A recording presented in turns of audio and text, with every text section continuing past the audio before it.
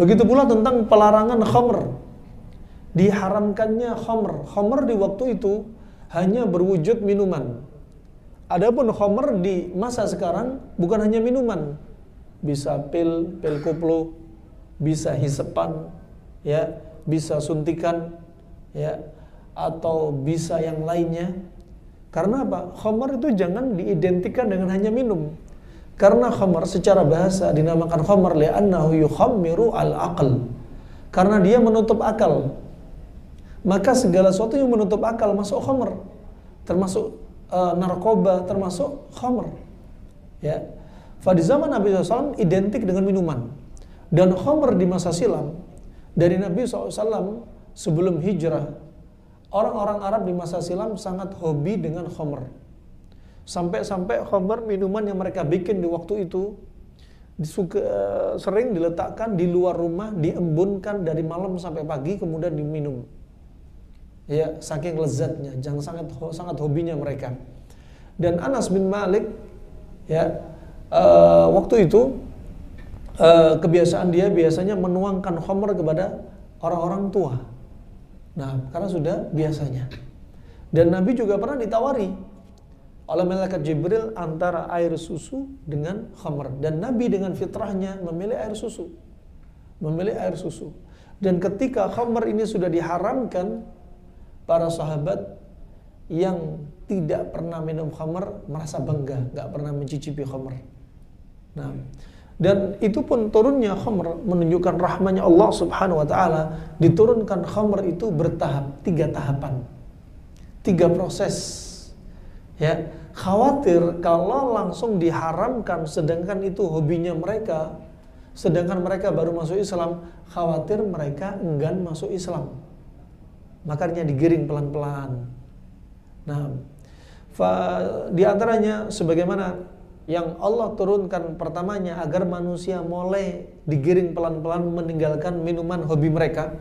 Seperti firman Allah surat Al-Baqarah ayat 219. Yas'alunaka 'anil khamri wal maisir qul fihima ithmun wa manafi'u lin-nas. Ini kullu fihima ithmun kabirun wa manafi'u lin-nas. Ini yang pertama. Dan ada manfaat bagi manusia. Di sini masih ada kata-kata manfaat bagi manusia. Nah, ketika turun ayat ini, sebagian manusia meninggalkan khamr, tapi hanya sebagian manusia. Sebagian yang lain, kata sebagiannya, kalau gitu nggak usah minum khamr lagi, karena Allah sudah bilang ini ada padanya dosa yang besar.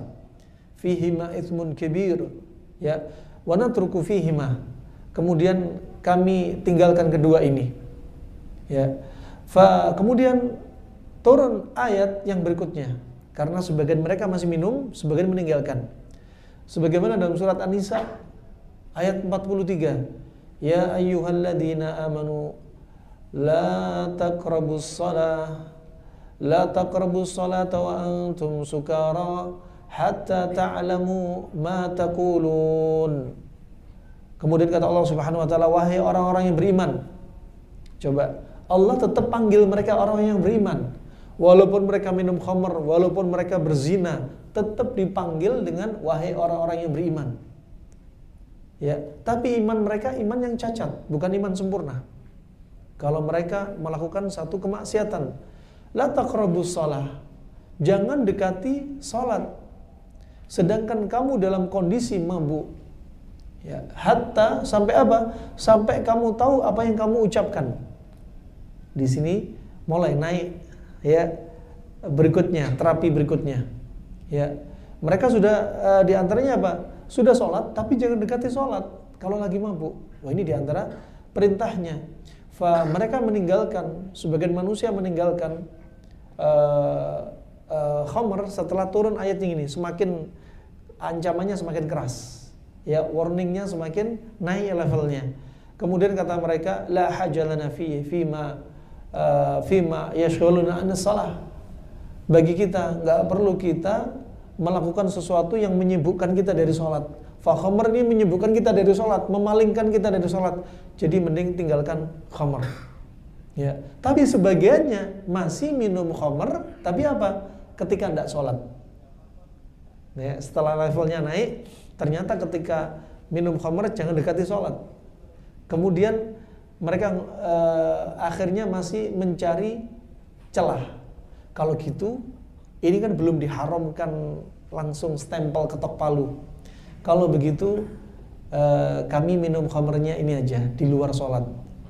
Biar setelah mau masuk sholat sudah nggak mabuk lagi. Kemudian turunlah ayat ketiga, ya, yang lebih keras lagi. Ya ayyuhalladzina amanu innamal khamru wal maisiru wal ansabu wal azlam rijzum min amali syaitan fajtanibuhu la'allakum tuflihun. Di sini ya semakin tegas lagi dalam surat Al-Maidah ayat ke-90.